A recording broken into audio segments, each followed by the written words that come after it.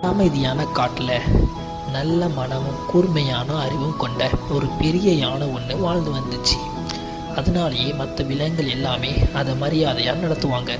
ஆனால் அதே காட்டில் தான் பேராசை கொண்ட ஒரு நரியும் வாழ்ந்து வந்துச்சு.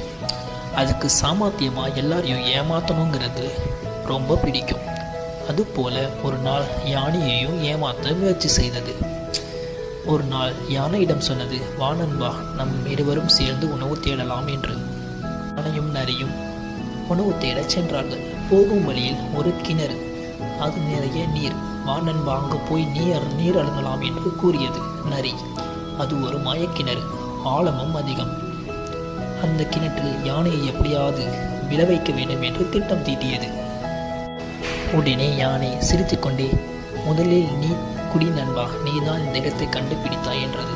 உடனே நரியும் சிரித்துக்கொண்டே முன்னேறி சென்று தண்ணீர் குடிக்க முயன்றது. அப்பொழுது வலிக்கு கிணற்றினுள் விழுந்தது. உடனே யானை அதனை காப்பாற்றியது. உடனே நரியை பார்த்து யானை கூறியது, "நண்பா, தந்திரம் தற்காலிகம், அறிவு நிரந்தரம்."